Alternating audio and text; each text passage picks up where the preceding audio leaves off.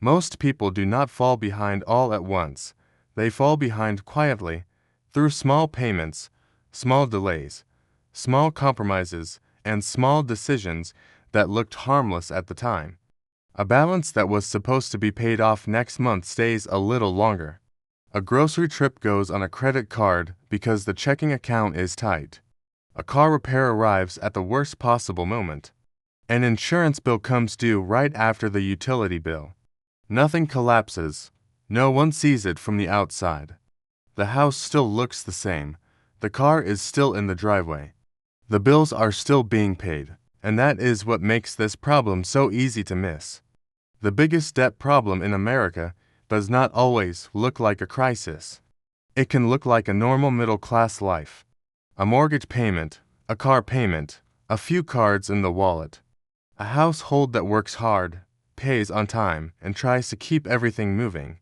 From the outside, it may look stable, but inside the budget, something has changed. The cushion is thinner than it used to be. The savings account does not recover as quickly. The credit card balance does not return to zero. A surprise expense no longer feels like a bump in the road. It feels like a threat. And slowly, without one dramatic moment, debt begins to fund what used to be ordinary life. This is not a story about luxury. It is not about people buying yachts, designer watches, or expensive vacations they cannot afford. For many households, the pressure is much quieter than that. It is the cost of staying where they already are. Keeping the lights on, keeping food in the refrigerator, keeping the car running, keeping insurance paid, keeping up appearances, not because of vanity, but because slipping backward feels too painful to admit. According to the New York Federal Reserve, total U.S. household debt reached $18.8 trillion in the first quarter of 2026. That number is almost too large to feel personal. But behind it are smaller, more familiar scenes. A couple sitting at the kitchen table after dinner. A retiree looking at a credit card statement. A worker checking a bank balance before payday. A parent deciding which bill gets paid first. The number matters. But the real story is what the debt is doing inside ordinary homes. Because debt has two very different faces. Sometimes it is a temporary tool, a bridge through one difficult moment, a way to handle an emergency and then recover. But when debt becomes part of the monthly routine, the meaning changes. The credit card is no longer a backup, it becomes part of the household income. The minimum payment becomes another fixed bill. Interest becomes a quiet tax on yesterday's shortage, and the household may still look fine. That is the uncomfortable part. A family can be current on every payment and still be losing ground. They can have good intentions, steady work, and a responsible attitude, yet still be more fragile than they appear. Financial trouble does not always announce itself with a dramatic failure. Sometimes it hides behind normal payments. The visible problem shows up most clearly in credit cards. The Consumer Financial Protection Bureau reported that credit card debt exceeded $1.2 trillion at the end of 2024. Consumers were assessed $160 billion in credit card interest charges that year. That is not just a number on a national balance sheet. It is money leaving households before they even begin the month. The same report showed average annual percentage rates reaching 25.2% for general-purpose cards and 31.3% for private label cards in 2024. At those rates, a balance can stop feeling temporary very quickly. What was supposed to be paid off after the next paycheck becomes something that follows the household from month to month, and this is where the minimum payment becomes dangerous. Not because it is illegal or unusual, but because it can make a serious problem feel manageable. The CFPB reported that the share of card holders making only minimum payments was at its highest level since at least 2015. That detail says a great deal. It suggests many people are still trying. They are still paying. They are still keeping the account alive, but they are not escaping the balance. There is a kind of silence in that situation. People do not usually talk about it at work. They do not mention it at church, at family gatherings, or while standing in line at the grocery store. They just carry it. They tell themselves next month will be better. They wait for the tax refund, the overtime check, the lower bill that never quite comes. For Americans in their 40s, 50s, and 60s, that silence can feel especially heavy. These were supposed to be the years of getting safer. The years when debts slowly went down, savings slowly went up, and retirement became more real. But for many people, the opposite feeling has settled in. The budget feels tighter, the future feels less certain, and the finish line seems to move a little farther away. Bankrate reported that, heading into 2026, 29% of Americans had more credit card debt than emergency savings. That is one of the clearest warning signs in this entire story. It means that for many households, the backup plan is no longer savings. The backup plan is borrowed money. Bankrate also reported that 58% had the same or less emergency savings than a year earlier. That matters because an emergency fund is not just an account. It is breathing room. It is the space between a problem and a crisis. It is what allows a broken water heater, a medical bill, or a car repair to be painful without becoming a long-term balance. When that breathing room disappears, life does not become gentler. The same problems still arrive. Cars still break. Roofs still leak. Prescriptions still cost money. Insurance renewals still come in the mail. Adult children may still need help. Aging parents may still need support. The household still has to function. So people reach for what is left. Often, what is left is credit. But the real problem is not the card itself. The real problem is the pressure underneath it.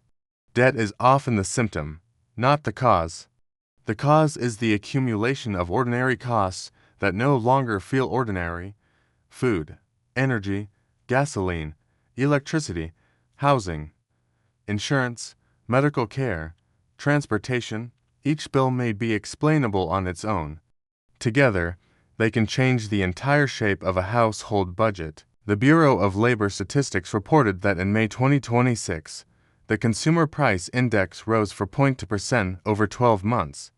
Energy rose 23.5%, gasoline rose 40.5%, electricity rose 5.9%, and food rose 3.1%.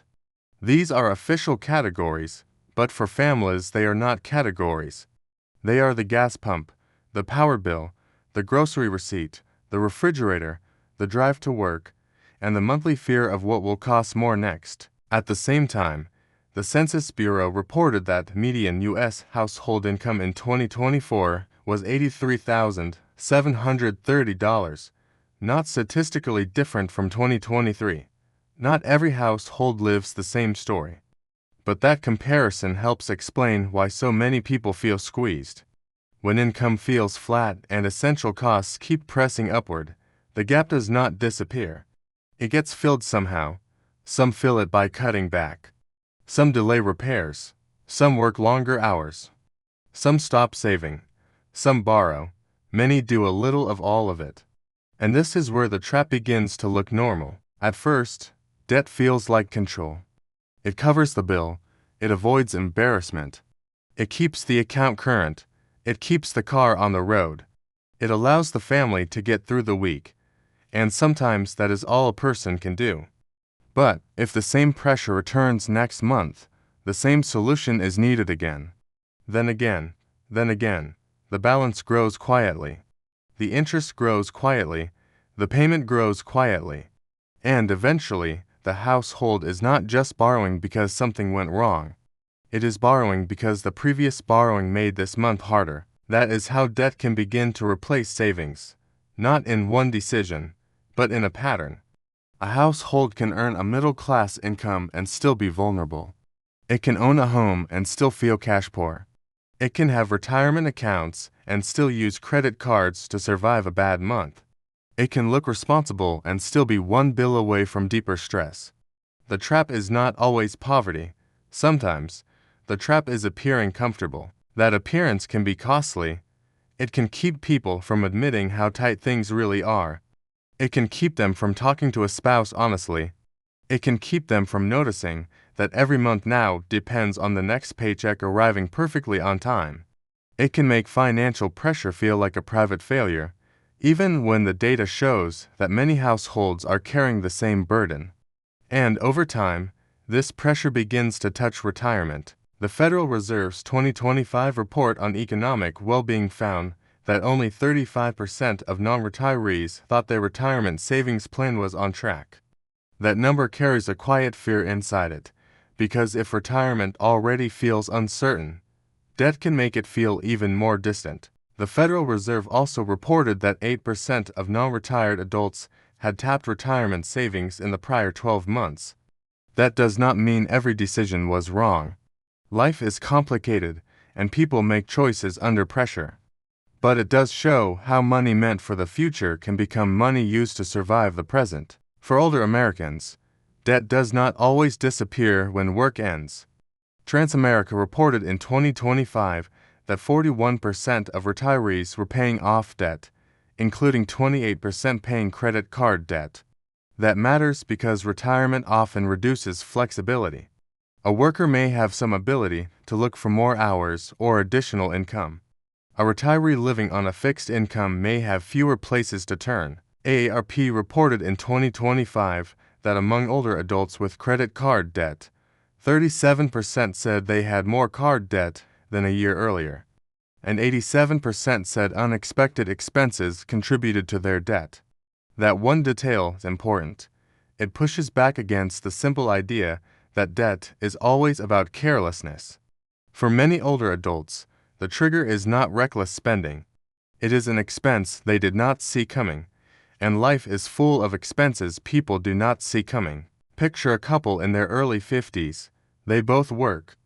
They pay the mortgage. They have 2 cars because their lives require 2 cars. They are not living extravagantly, but groceries cost more than they remember. Insurance is higher than expected. A car repair arrives at the wrong time. A medical bill lands before the last balance is gone. The card fills the gap. Nothing dramatic happens.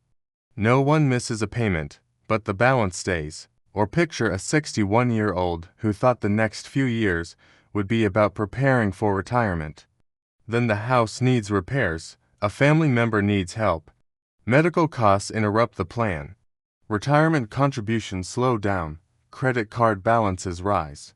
The person still works, still pays, still looks steady, but inside, the future feels less secure. Or picture a 69-year-old homeowner living on Social Security and modest savings. The home may represent stability, but the monthly cash flow tells a different story. Utilities, healthcare, food, and insurance all compete for the same limited dollars. A few expenses go on a card, then a few more. The house is still there, but the breathing room is not. These examples are fictional, but the pattern behind them is supported by the research. Household debt is high, credit card interest is expensive. Emergency savings are weak for many. Older adults are carrying card balances. Some retirees are still paying off debt, and unexpected expenses remain one of the most common reasons people fall deeper into balances. The emotional cost is harder to measure. Debt carries shame, even when the person did nothing reckless. It carries pride, because many people do not want to admit they are struggling. It carries fear, because once someone reaches their 50s or 60s, financial setbacks feel harder to repair. Time begins to matter in a different way. At 30, a bad year may feel like something you can recover from. At 60, a bad year can feel like a warning. Health becomes less predictable. Work becomes more tiring. Family obligations may not disappear. Retirement comes closer, whether the money is ready or not. That is why this issue is not just about balances and interest rates. It is about dignity. It is about the quiet pressure of trying to look stable when you feel uncertain. It is about the difference between paying the bills and feeling safe. The goal is not to shame anyone for having debt. It is not to say that every balance is a disaster. It is not to pretend every household has the same choices. Many people are doing the best they can with the income, obligations, health needs, and family pressures in front of them, but awareness matters. One warning sign is when credit is used again and again for basics. Another is when minimum payments become routine. Another is when emergency savings stop recovering. Another is when retirement contributions slow down because monthly bills leave no space. Another is when every surprise expense becomes a new balance. These signs do not mean a person has failed, but they may mean the household is carrying more risk than it appears to carry. That distinction is important. Financial stability is not only about whether this month's bills are paid. It is also about what happens when something goes wrong next month. If there is no cushion, every surprise needs a lender. If every surprise needs a lender, debt becomes part of the household survival system. And when debt becomes part of that system, freedom starts to narrow. That loss of freedom may not happen all at once. It may look like staying in a job longer than planned, delaying a medical appointment, postponing a home repair, avoiding a conversation with family, feeling anxious when the mail arrives, feeling relief when a card transaction goes through, and dread when the statement comes. This is the hidden cost of funding normal life with debt. It can preserve the appearance of stability while quietly taking away the substance of it. The numbers from the Federal Reserve, the New York Fed, the Consumer Financial Protection Bureau, Bankrate, AARP, Transamerica, the Census Bureau, and the Bureau of Labor Statistics all point to different sides of the same problem. Household debt is large, credit card debt is expensive. Emergency savings are weak for many. Retirement confidence is limited. Older adults are not protected from the pressure, and essential costs continue to press against household budgets. But the most important number may be the one no report can fully capture: the gap between how a household looks and how it feels. Because debt can hide that gap. It can keep the normal routine going. It can delay the hard conversation. It can make life look unchanged long after the foundation has weakened. For many middle-class Americans, the question is no longer only, can I make the payment this month? The deeper question is, am I becoming dependent on debt to keep my normal life going? That question is not meant to frighten anyone. It is meant to slow the room down, to make visible what often stays hidden, to give language to a feeling many people already carry but rarely say out loud. If credit has replaced savings, that is worth noticing. If minimum payments have become normal, that is worth noticing. If retirement feels farther away because today's bills keep winning, that is worth noticing. If ordinary life now requires borrowed money more often than it used to, that is worth noticing. There may not be an easy answer. There may not be one clean solution that fits every household. But seeing the pattern clearly is still powerful. Because people do not only lose money through big mistakes. Sometimes they lose ground through small pressures repeated over time. A little more interest, a little less savings, a few more minimum payments, one more delayed repair, one more month of telling themselves it will get better soon.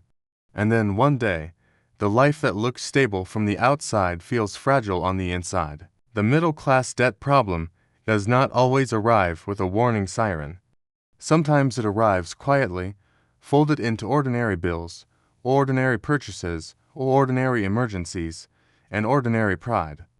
By the time it becomes obvious, the burden may already be heavier than anyone else can see.